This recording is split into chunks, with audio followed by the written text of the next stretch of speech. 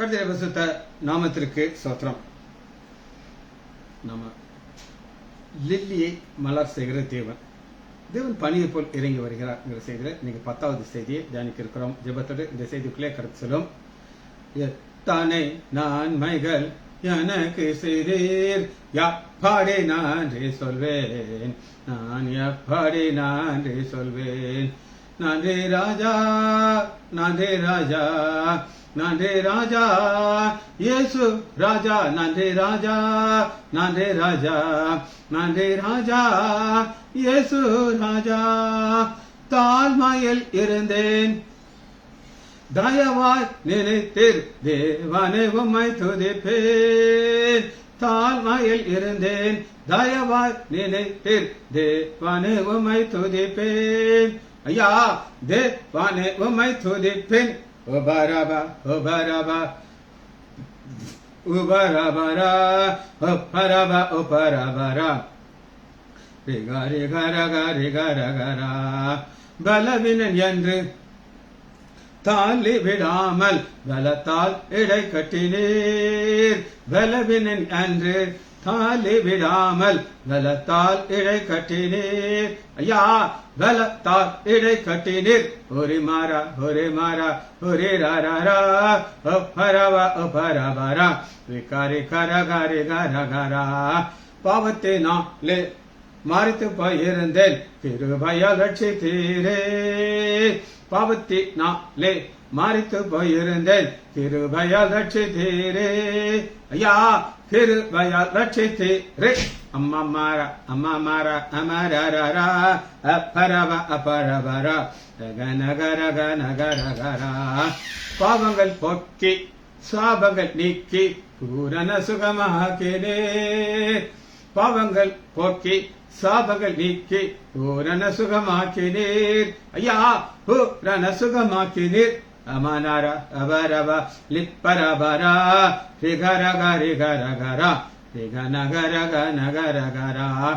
முள்முடி தாங்கி திரு ரத்தம் சிந்தி சாத்தானை ஜெயித்து விட்டீர்.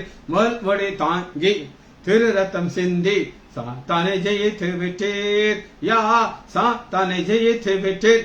யா தானை நன்மைகள் எனக்கு செய்தீர், எப்படி நன்றி சொல்வேன், நான் எப்படி நன்றி சொல்வேன். நீர் செய்த அதிசயம் 1000 உண்டு, விவரிக்க முடியாதையா. நீர் செய்த அதிசயம் 1000 உண்டு, விவரிக்க முடியாதையா. ஐயா, விவரிக்க முடியாதையா. இயேசுவே நாமத்தினாலே ஜெபங்களின் பிதாவே, ஆமென். கர்த்தருடைய பரிசுத்த நாமத்திற்கு ஸ்தோத்திரம். ஆரோக்கியராஜ் பிரதர் பிரைஸ்லார், ஜானகி அம்மாள் பிரைஸ்லார். நம்ம ஒரு தொடர் செய்தியை தியானித்துக் கொண்டிருக்கிறோம். நம் தேவன் ஒரு பணியை போல இறங்குகிறார். அந்த பணியை போல் இறங்கும் பொழுது ஒரு லீலி புஷ்பத்தை அப்படி மலர செய்கிறார். மலர செய்கிற தேவன். அப்புறம் அது வேரூன்றி கீழே நிற்கிறது. இதுதான் தொடர் செய்தி. அடுத்து நான் உங்களுக்கு சப் டைட்டிலாக முள்ளுகளுக்குள் லீலி புஷ்பம் அப்படின்னு நான் உங்களுக்கு சொன்னேன். 2 வகையான முள்களை நான் உங்களுக்கு காமிச்சேன். வார்த்தைங்கிற முள் அது அன்னாள் மேல வந்துச்சு. நம்முடைய ஆண்டவராகிய இயேசு கிறிஸ்து மேல லிட்டரலா 2மே ஆவிக்குரிய முள்ளும் வந்துச்சு. லிட்டரலா முள்முடியை தாங்கி, அதான் முள்முடி தாங்கி திரு ரத்தம் சிந்தி சாத்தானை ஜெயித்து விட்டீர். யா சாத்தானை ஜெயித்து விட்டீர். நம்ம பார்த்தோம். இப்ப 2 காரியம் நடக்கணும். பனி பெய்யணும், ஒரு லீலி புஷ்பம் வளரணும். பனி பெய்யணும், லீலி புஷ்பம் பெய்யணும். இன்னைக்கு நம்ம பார்க்கிற செய்தி என்ன அப்படின்னு கேட்டீங்கன்னா, எல்லாம் எடுத்துக்கோங்க. யோபு 28வது அதிகாரத்துக்குள்ள 2 வகையான ஞானங்களை நம்ம பார்க்க போறோம். 2 வகையான ஞானங்கள். ஒன்னு உலகப்பிரகான ஞானம், அதற்கு உங்களுடைய எஃபர்ட் தேவை. இது நம்ம காலையில தியானிச்சிட்டு இருக்கிற சுயநீதிங்கிறதுக்கு உதாரணமாக நாம பார்க்கிறோம். அந்த சுயநீதிங்கிறது வர்றது நம்ம பார்க்கிற 28வது அதிகாரத்துல நம்ம பார்க்கிறோம். அது எது வரை இருக்குன்னா 1 to 19வது வசனம் வரை. 1 to 19வது வசனம் வரை நம்ம பார்க்க போறது எல்லாமே மனிதனுடைய எஃபர்ட். ஆண்டவர் ஒரு மனிதனை உண்டாக்குன உடனே அவனுக்கு ஒரு சாபத்தை கொடுத்துட்டார். உன் நெற்றி வேர்வை நிலத்தில் விழ நீ நிலத்துல பாடுபடுவ. அதான் இங்க பார்க்கிறோம் நிச்சயம். ஆனா இதே நேரத்துல 20வது வசனத்துல இருந்து ஞானம் எங்கே இருந்து வரும்? இந்த ஞானம் உங்களுடைய எஃபர்ட் கிடையாது. இது அப்போஸ்தலர் 2வது அதிகாரத்துல ஆவியானவர் ஒரு காற்றை போல இறங்கி வருகிறார். உங்களுக்கு சொன்னேன், காற்று வரும் பொழுது அந்த முள்ளுகளுக்கு நடுவில் இருக்கிற லீலி புஷ்பம் கிழிக்கப்படும். ஆனா கிழிக்கப்பட்டா அது ஒரு வாசனை வெளிப்படும். இதான் நம்ம பார்க்க போறோம். இப்ப நம்ம இன்னைக்கு அந்த பனி 2 வகையா காற்று. ஒரு பனி ஞானம். அந்த ஞானத்துக்கு you have to put effort. ஆனா கிடைக்கக்கூடியது வெளியேறப்பட்டது. என்னால பார்ப்போமா? பாருங்க 28வது அதிகாரம் யோபு முதல் வசனம். வெள்ளிக்கு விலை இடம் உண்டு, பொண்ணுக்கு புடமிடம் உண்டு. வெள்ளி பொண்ணும் எங்க இருக்கும் அப்படின்னு கேட்டீங்கன்னா, வெரி குட், எழுதி வையா, தியானி முற்றமிழ் டீச்சர். அதான் ஆசீர்வாதம். சரி, இப்ப வெள்ளியும் பொண்ணும் முள்ளு மாதிரி கிடையாது. ஒரு புல்லு முள்ளு ரோட்ல கிடக்கும், என்னன்னாலும் எடுத்துக்கலாம். எத்தனையோ விலையேற பெற்ற ஒரு மூலிகையா இருக்கலாம், அது மேலாப்புல தான் இருக்கும், உள்ள போகணும்னு அவசியம் இல்லை. ஆனா மோஸ்ட் எக்ஸ்பென்சிவ் பொன், கோல்டு விலையெல்லாம் உங்களுக்கு தெரியும் எவ்வளவுன்னு சொல்லி. அது பாருங்க, இரும்பு மண்ணிலிருந்து ஏற்கப்படும், மண்ணிலிருந்து விளையும் இடம் உண்டு. அப்ப ஆண்டவர் என்ன சொல்ல விரும்புகிறார் அப்படின்னு கேட்டீங்கன்னா, நீ உன்னுடைய முயற்சியில நீ சிக்கல ஞானத்தை சம்பாதிக்கலாம், பணத்தை சம்பாதிக்கலாம். இன்னைக்கு டாக்டர்மா ஒரு யூடியூப்ல கேட்டுட்டு இருக்கா, டைமண்ட் அப்படிதானமா, விலை கூட டைமண்ட் பற்றி கட்டி பார்த்து, ஒவ்வொரு டைமண்ட் விலை கோடி கோடி கோடி. அதுக்கு அடுத்து என்ன சொல்றாங்கன்னா, அதை பாதுகாக்கிறதுக்கு ஒரு குரூப் வச்சுக்கிடணும், இல்லை யாரை திருட்டு தூக்கிட்டு போயிடும், கொண்டு தூக்கிட்டு போயிடும். அவ்வளவு எக்ஸ்பென்சிவ் வைரங்கள் வைடூரியங்கள்லாம் உலகத்தில் இருக்கு. ஆனா அது நோ யூஸ், ஒண்ணுமே செய்ய முடியாது, பசிச்சா சாப்பிட முடியாது.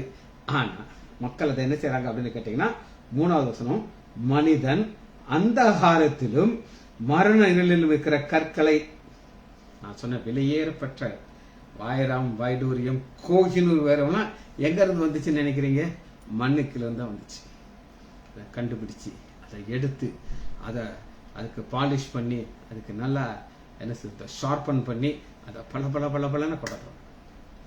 ஆனா அது மனித ஞானத்துல இருந்து எஃபர்ட், இது சாபத்தின் விளைவு. அடுத்து பாருங்க 4வது, இருளுக்கும் அங்கே முடிவு உண்டாக்குறான். இருளுக்கும் அங்கே முடிவு உண்டாக்குறான் அப்படின்னா, ஆராய்ந்து தேடி ஒரு தோண்டிக்கிட்டே இருப்பாங்க, ஒரு சுரங்கம் அமைப்பாங்க. அந்த சுரங்கத்துக்கு கீழே போக போக போக போக இவங்களுக்கு விலையேறப்பட்ட கல் கிடைக்கும், வைரங்கள் கிடைக்கும், தங்கம் கிடைக்கும். ஒரு நடந்த சம்பவத்தை நான் உங்களுக்கு சொல்றேன். ஒரு சீஃப் இன்ஜினியர், அந்த சீஃப் இன்ஜினியர் ஒரு எக்ஸ்பர்ட். என்ன எக்ஸ்பர்ட்னா, அவர் தான் மைண்ட் பிளானிங் இன்ஜினியர் சொல்லுவாங்க. ஓவர் பிரிட்ஜ் கட்டுறதுக்கு ஒரு இன்ஜினியர் இருப்பாரு. ஆனா இவருக்கு என்ன நாலேஜ் இருக்குன்னா, ஒரு பாதையில போயிட்டே இருப்பாங்க, ஆயிரக்கணக்கான தொழிலாளர்கள் கீழே வருவாங்க, லிஃப்ட்ல போவாங்க வருவாங்க, வேலை நடந்துகிட்டே இருக்கும், உள்ள இருந்து தாது பொருள்லாம் எடுத்துகிட்டே இருப்பாங்க. இப்ப திடீர்னு அந்த இடம் எல்லாம் காலியா போச்சு.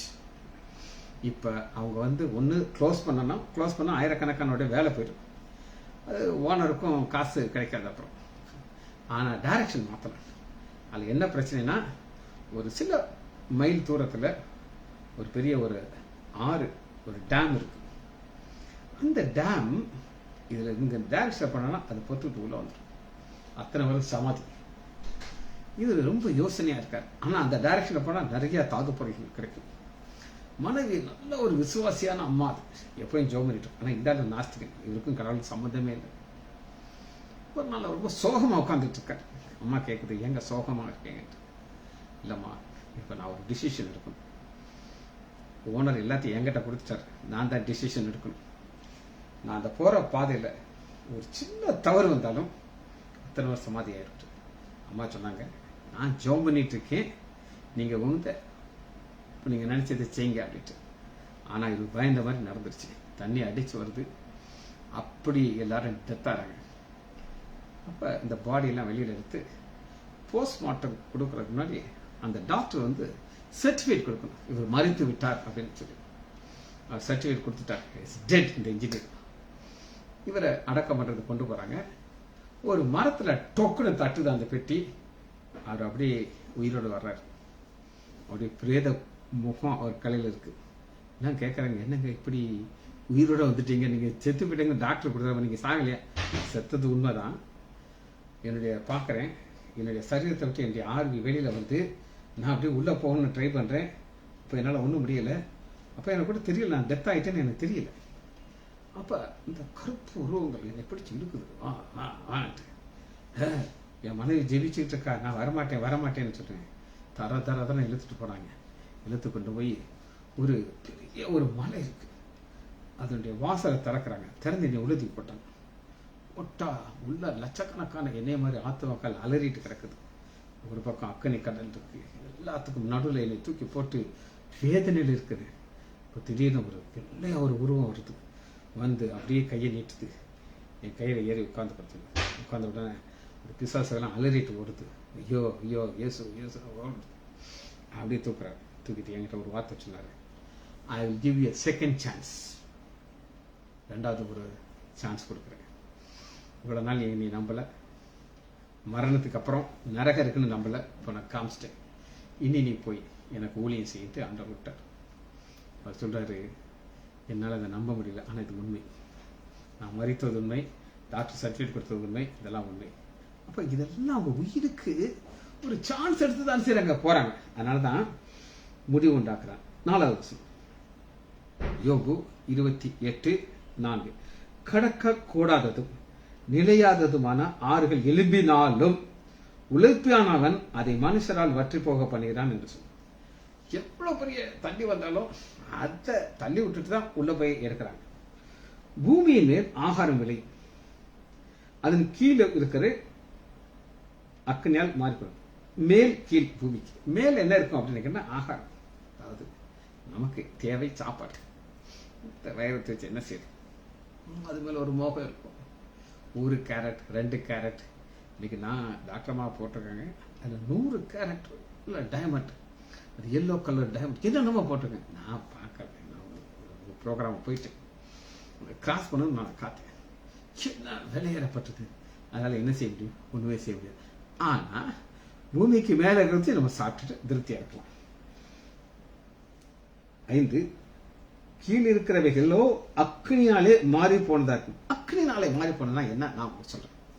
இந்த நீங்க சோகால்டு டைமண்ட்ங்கிறது என்ன அப்படின்னு கேட்டீங்கன்னா, கரி, நிலக்கரி. இந்த நிலக்கரி கோடான கோடி வருஷத்துக்கு கீழே அது கம்ப்ரஸ் ஆகி அது சேஞ்ச் ஆகி அது டைமண்டா மாறுங்க.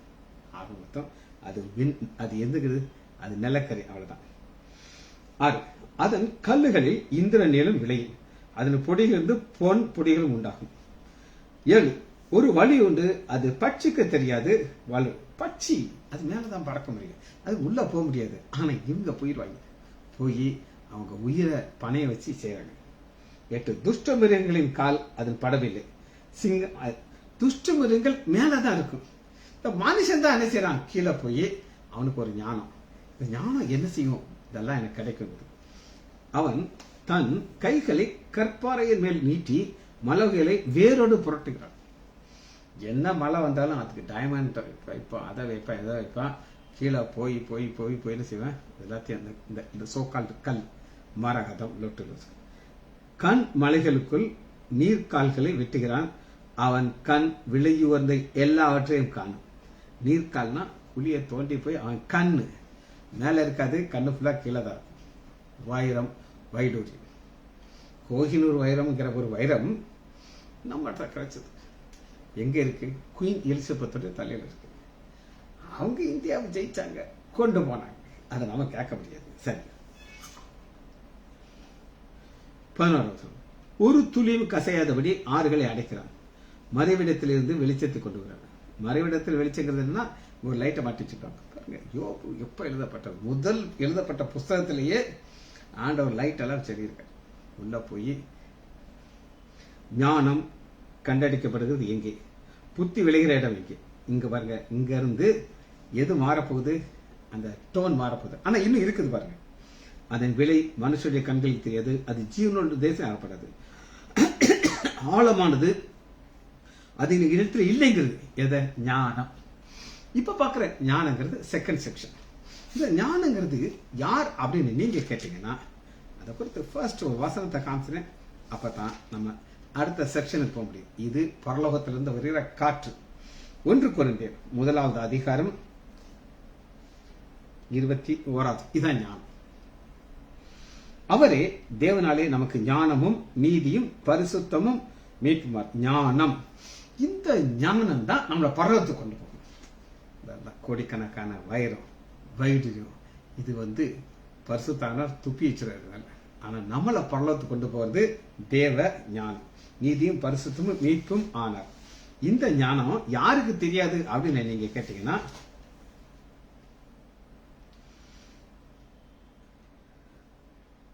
பன்னெண்டாவது, அது ஞானம் கண்டடைக்கப்படுவது எங்கே, புத்தி விளையிடம் எது, அதன் விலை மனுஷனுக்கு தெரியாது. எதன் விலை? கோல்டு விலை தெரியும், வெள்ளி விலை தெரியும், ஆனா ஞானத்தின் விலை தெரியாது. அது ஜீவனுள்ளவருடைய தேசத்திலே ஆகப்படுது. ஜீவனுள்ளவருடைய தேசம் அப்படின்னா என்ன அப்படின்னு நீங்க கேட்டீங்கன்னா, எடுத்துக்கணும் சங்கீதம் 17 அதிகாரம் 8வது, கர்த்தரை எப்பொழுதும் எனக்கு முன்பாக வைத்திருக்கிறேன். ஜீவ மார்க்கத்தை எனக்கு தெரிவிப்பீர், உங்களுடைய சமூகத்திலே பரிபூர்ண ஆனந்தமும் உங்களுடைய வலது பட்சம் நித்திய பேர். இங்க போறதற்கு வைரம் தேவை, ஆவியானவர் தேவை. அப்ப நம்ம அங்க போயிடலாம். சரி, 5வது, அந்த ஞானத்திற்கு ஈடாக என்ன கிடையாதுன்னா, தங்கம் கொடுக்கவும் அதற்கு வெளியும் நிறுத்த முடியாது. ஒப்பீரின் தங்கமும் 16, விலையேறு பெற்ற கோமேதகமும் இந்திரநீளமும் அதுக்கு ஈடாக. மனுஷங்களுடைய கண்கள் இந்த கற்கள் மேலதான். கற்கள்னால அவங்களுக்கு நிறைய சாபங்கள் வரும். இன்னைக்கும் ஒரு வைரத்தை ஒரு மனுஷங்க வாங்குறதுக்கு முன்னாடி அதை ஒரு 3 நாள் அவங்க வச்சிருப்பாங்க. அவங்க வாழ்க்கையில ஏதாவது ஒரு சேஞ்சஸ் இருந்தானா அதை வாங்க மாட்டாங்க. யாராவது ஒருத்தர் நொடிச்சிட்டாங்கன்னு வச்சுக்கோங்க, அவங்கள்ட்ட இருந்து இந்த வைரத்தை வாங்க மாட்டாங்க. ஒரிஜினலா அது 2 கேரட் 2.5 கேரட் ஒரு மோதிரமா கல்லா இருந்தாலும் வாங்க மாட்டேன். ஏன் வேண்டாப்பா, உன் வீட்லயே சாபம், எனக்கு அது வேண்டான்ட்டுவாங்க. 17, பொன்னும் பளிங்கும் அதற்கு ஒப்பல்ல, பசும் பொன் ஆபரணங்கள் அதை மாற்றக்கூடாது. 18, பவளத்தையும் ஸ்படிகத்தையும் அதோடு ஒப்பிட முடியாது. முத்துக்களை பார்க்கலும் ஞானம் உயர்ந்தது. ஞானங்கிறது என்ன அப்படின்னு கேட்டீங்கன்னா, வாசிப்போமா? 28, மனுஷரை நோக்கி இதோ ஆண்டவருக்கு பயப்படுகிறதே ஞானம். இங்க ஆவியானவர் கிரியை செய்ய ஆரம்பிக்கிறார். ஆவியானவர் எப்ப இருந்து கிரியை செய்ய ஆரம்பிக்கிறார் அப்படின்னு கேட்டீங்கன்னா, 19, எத்தியோப்பியாவின் புஷ்பராகம் அதற்கு ஒப்பல்ல, பசுமன். இப்படி இருக்க ஞானம் எங்கே இருந்து வரும், புத்தி தங்குமிட. இப்ப நான் உங்களுக்கு செகண்ட் செக்ஷனை காட்டப்படும். ஃபர்ஸ்ட் செக்ஷன் உலக பிரகாரமான ஞானம், அது இருந்தானா கோடீஸ்வரனை கணக்கப்படுவாங்க. ஆனா இந்த ஞானம் எங்க இருந்து வரும் அப்படின்னு கேட்டீங்கன்னா, அப்போஸ்தலர் 2வது அதிகாரம் 1 வசனம். இதுதான் நமக்கு கிடைக்கிற ஞானம். பெந்தைக்கோஸ்து என்னும் நாள் வந்த பொழுது அவர்கள் எல்லாரும் ஒருமனப்பட்டு ஓடத்தில் இருந்தது. அப்பொழுது பலத்த காற்று அடிக்கிற முழக்கம் போல வானத்திலிருந்து சடிதியாக முழக்கம் உண்டாக்கி அவர்கள் உட்கார்ந்திருந்த வீடு முழுவதும் நிரப்பிச்சு. ஆவியானவர், இந்த ஆவியானவர் தான் ஞானம். இந்த ஞானம் நமக்கு வந்துருச்சா, எல்லாமே வந்துருச்சு. இந்த பொண்ணு வெள்ளி வைரம் வைடூரியம் லிஸ்ட் இங்க இருக்கு, நான் தரேன். இது எல்லாமே உங்களுக்கு பரலோகம் கொண்டு போகாது. ஒரு பாஸ்டர் அழகான ஒரு குட்டி கதை சொன்னார். ஒரு பெரிய பணக்கார அம்மா, கோடீஸ்வரிக்கு மேல பீடீஸ்வரி, அது ஒரு அழகான நாய் வச்சிருந்துச்சு. அழகனா அப்படி அழகு நாய். அது அவ்வளவு பெரிய பணக்காரின்னா அது காலரை போட்டு அந்த செயினை கோல்டுல போட்டு, எங்க கைப்பற்றீங்களா? நாய்க்கு செயின் கோல்டுல போட்டு கொடுத்து, அம்மா அந்த நாயை கையில வச்சுக்கிட்டு பாக்கெட் வருது. ஒரு பாஸ்டர் அந்த அம்மா பார்த்து வணக்கம் வச்சுச்சு. வணக்கம் வணக்கம் பாஸ்டர், சொல்லுங்க ஐயா. அம்மா, இந்த நாய் உங்களை பரலோகம் கொண்டு போமா அப்படின்னு கேட்டேன். அந்த அம்மா தலை சுத்திச்சு. என்ன பாஸ்டர் சொல்றீங்க, எனக்கு நீங்க புரியலை அப்படின்னு. இல்ல, இந்த நாய் நல்லா இருக்கு, நல்லா இருக்கு, அழகா இருக்கு, என் பெட்டு இது, இதுக்கு தங்கத்துல எல்லாம் செயின் போட்டிருக்கீங்க, இந்த நாய் பரலோகம் போகுமா, உங்களை அங்க பரலோகம் கொண்டு போகுமான்னு கேட்டுச்சு. இதுவரை நான் நினைக்காத ஒரு கேள்வி நீங்க சொல்றீங்க பாஸ்டர். அப்போ நான் பரலோகம் போனால் என்ன செய்யணும்? அப்பம் செய்தியை சொல்கிறார். உங்களுக்கு இயேசு கிறிஸ்து தெரியணும், அவருடைய ரத்தத்தால் நீங்கள் கழுவப்பட்டால் பரலோகம் பெறணும். அப்படியா பாஸ்ட்டு ஆண்டவர் ஏற்றுக்கிச்சு. அப்போ இந்த நாய் சங்கியெல்லாம் துரத்தி போட்டுருச்சு. அப்போ இங்கே நம்ம பார்க்குறோம் 21, அது ஜீவனுள்ள சங்களுடைய கண்களுக்கு ஒளித்து, எது ஞானம், இயேசுங்கிற ஞானம் ஒளித்து ஆகாயத்து பிறர்களுக்கு மறைந்திருக்கும். 20, நாசமும் மோசமும் நாங்கள் எங்கள் காதுகளிலே மாத்திரம் அதன் கீர்த்திட்டு. நாசமும் மோசம், இந்த தங்கம் வைரம் வைடூரியத்தை காட்டி ஒரு குடும்பம் இன்னொரு குடும்பத்தை கொன்று அதை எடுக்கும். படத்தில் இந்த சாபத்தில் போய் முடியும். கேட்டோம். 21, தேவனோ பாருங்க, இப்ப பரிசுத்த ஆவியினுடைய காற்று கீழே இறங்கி வருது. நான் உங்களுக்கு காமிச்சேன். ஆண்டவராகி இயேசு கிறிஸ்து முள் முடியினாலே சூழப்பட்டார். ஆனா ஒரு கள்ளன் ஆண்டவர் ஏத்துக்கிட்டான்னா அவன் பரலோகம் போயிட்டான். அந்த ஞானம் இங்க நம்ம பார்க்கணும். அவர் பூமியின் கடியாந்தரங்களை பார்த்து அவர் ஞானத்தை கொடுக்கிறவர். வானத்தின் கீழே இருக்கிறதெல்லாம் காண்கிறார். வானத்தின் கீழே இருக்கிறதெல்லாம் காண்கிறார் அப்படின்னு கேட்டீங்கன்னா 2 வகையான கூட்டத்தார் இருக்காங்க. ஒரு கூட்டத்தார் யார் அப்படின்னு கேட்டீங்கன்னா உலகம் மாகி. பார்த்து டாப் மாகி உங்களுக்கு எல்லாருக்கும் சாலமோன். அவருக்கு ஆண்டவர் எல்லா ஞானத்தையும் கொடுத்தார். நீ கேட்டது கேட்காதது எல்லாத்தையும் கொடுத்துட்டார். ஆனா அவர் தோத்துட்டார். ஏன் தோத்தார் அப்படின்னு நீங்க கேட்டீங்கன்னா, அவருக்கு செலக்ட் பண்ண தெரியல. வலதுபுறம் போகணுமா இடதுபுறம் போகணுமா? ஒரு பக்கம் ஆண்டவர் பக்கமே போய்கிட்டே இருந்தார் தெரியல மாட்டேன். டைரக்ஷன் மாறி போச்சு. நிச்சயம் நான் உங்களுக்கு பல முறை சொல்லியிருக்கேன். நான் ரட்சிக்கப்பட்ட பிறகு எவ்வளவோ பாவம், கஷ்டங்கள், வேதனைகள், துன்பங்கள், ஆவணத்தில் போயிருக்கேன். ஆனால் ஒன்றில் நான் போல. அது என்ன அப்படின்னு நீங்கள் கேட்டிங்கன்னா, பின்மாற்றம், பேக் ஸ்லைட். 365 நாளும் ஆண்டவருக்காக ஓடிக்கிட்டே இருக்கிறேன். எனக்கு டெய்லி ஆண்டவர் ஒரு செய்தியை கொடுக்குறாரு. அதை தொடர்ந்து தியானிச்சு உங்கள்கிட்ட சொல்றதுக்கு சொல்லி கொடுக்குறாரு. ஒரு சிலர் அதை எடுத்துக்கிறீங்க, சந்தோஷமா இருக்கு பார்க்கறதுக்கு. அப்ப இந்த ஞானம் தொடர்ந்து கொடுக்கறதுக்கு காரணம், அவர் வானத்திலிருந்து காண்கிறார். 25, அவர் காற்றுக்கு அதன் நிறையை நியமித்து, ஜலத்தில் அதன் அளவை பிரமாணித்து, காற்று ஜலம், இந்த காற்று பரிசுத்த ஆவியானவர், ஜலம் வேத வாசனம் ஞானஸ்தானம். 26, மலைக்கு திட்டத்தையும் இடி முழக்கத்திற்குரிய மின்னலுக்கும் வழியும் ஏற்படுத்துகிறார். இது அவருடைய ஞானம். இந்த வழியை உண்டாக்குகிறவர் தான் பரலோகத்துக்கு ஒரு பாதையை கொடுக்கிறார். நானே வழி, மின்னலுக்கு வழி, நானே வழியும் சத்தியம் ஜீவனும் இருக்கிறேன். அவர் மூலம் தான் பரலோகம் போக முடியும். நானும் சொல்ல மாட்டேங்கிறார், நானேங்கிறார். ஐ ஆம் த வே. பரலோகத்துக்கு போறதுக்கு அவர் தான் வழி. இதை தேடுறதுக்கு பூமி கீழே போய் தேடிக்கிட்டே இருந்தா கிடைச்சிக்கிட்டே இருக்கும். ஆனா பரலோகத்துக்கு போறது அப்படி கிடையாது. அந்த வழி பாருங்க. 27, அவர் அதை பார்த்து கணக்கிட்டார். அதை ஆராய்ந்து பார்த்து கணக்கிட்டார். இந்த கணக்குனா என்ன அப்படிங்கிறத அப்படி சொல்றேன். ஆண்டவர் எல்லாருக்கும் கிருபைகளை கொடுத்துக்கிட்டே இருப்பார். அந்த கிருபைகளை நம்ம பெற்றுக்கொண்டு தொடர்ந்து ஓடும் பொழுது என்ன கொடுப்பார்னா கணக்கு போடுவார். இவனுக்கு நான் கொடுத்தேன். அதான் பவுல் சொல்கிறாரு, நான் அதிகமாக பிரயாசப்பட்டேங்கிறார். அதிகமாக பிரயாசப்பட்டு பவுல். இந்த கணக்குல பவுலுக்கு யாருமே ஒன்றும் பேச முடியாது. அதனால பாருங்க, 1 கொரிந்தியர் 15வது அதிகாரம்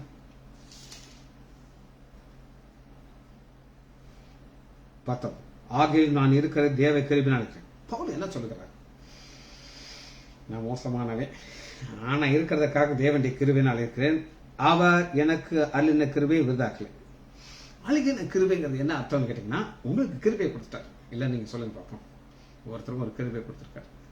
ஆனா அதை நீங்க பிரயோஜனப்படுத்தணும். நான் அதிகமாக பிரயாசப்பட்டேன், ஆகிலும் நான் அல்ல, என்னோட தேவ கிருபை.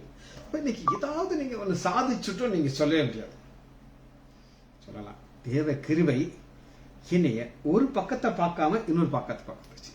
ஒரு பக்கம் உலக பிரகாரமான காரியம், தங்கம், வெள்ளி, வைரம், வைடூரியம், புஷ்பம், எக்ஸெட்ரா எக்ஸெட்ரா எக்ஸெட்ரா. இது எதனால வருது? சாபம்.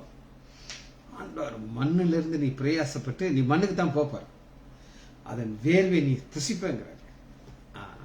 ஆவியானவர் சொல்றாரு, உனக்கு ஒரு பாதை வச்சிருக்கப்பா. இந்த பாதையில நீ போய்கிட்டே இருந்தேன்னா ஒரு காற்று வரும். ஆவியானவர் நீ அப்படியே அடிச்சு கொண்டு விடுவார். அதனாலதான் 6:28 கடைசி வசனம் இதான் கீ வசனம். மனுஷனை நோக்கி ஆண்டவர் சொல்றாரு, இதோ ஆண்டவருக்கு பயப்படுதே ஞானம், பொல்லாப்பை விட்டு விலகுவதே புத்திரன். பொல்லாப்பை விட்டு விலகுதுன்னா என்னன்றதை நாங்க சொல்லி இதை முடிக்க போறோம். இன்னைக்கு நம்முடைய கண்கள் யார் மேல இருக்கணும் அப்படின்னா நம்முடைய ஆண்டவராக்கி இயேசு கிறிஸ்து மேல இருக்கும். அவர் போன ஒரு பாதையில போயிட்டே இருக்கணும். திடீர்னு சாத்தான் வரும், ஏதாவது ஒரு ஆசையை கொடுப்பான். ஆசைக்கு பின்னாடி போனீங்கன்னா நீங்க ஆண்டவரை விட்டுருவீங்க. அதனாலதான் இங்க 2 காரியம் உங்களுக்கு ஒரு டிவிஷன் காமிச்சேன். ஒரு செக்ஷன் ஃபுல்லா 19வது வசனம் வரை உலக பிரகாரம் ஞானம், 19 28 வரை ஆவியானவர் நம்மளை கொண்டு போற பாதை. அப்ப இந்த காற்று வந்து அடிக்கும் போது இந்த லீலி புஷ்பம் மலரும். எப்படி மலரும்? அது வாசனை வீசும். இந்த வாசனையை தூக்கி அநேகர் உங்களை பார்த்து வருவாங்க. ஜெபிச்சு முடிப்போமா? மகா இரக்கமும் கிருபையுமுள்ள பிதாவே, துதிக்கிறோம் ஐயா. ஞானம்ங்கிற ஒரு விசேஷமான காரியம் ஆவியானவர் காற்றின் மூலமாக அது வாசனை வீச வேண்டும் ஐயா. நாங்கள் ஒவ்வொருவரும் இந்த காற்றின் மூலமாக பரலோக ராஜ்யத்தை காண்போம் நிச்சயத்தோடு ஓட உதவி செய்யப்பா. பிள்ளைகள் ஒவ்வொருவரையும் யான் ஆண்டவராகிய இயேசு கிறிஸ்துவின் நாமத்தினாலே ஆசீர்வதிக்கிறேன். இயேசுவின் நாமத்தினாலே ஜெபங்களை பிதாவே. ஆமேன், ஆமேன், ஆமேன்.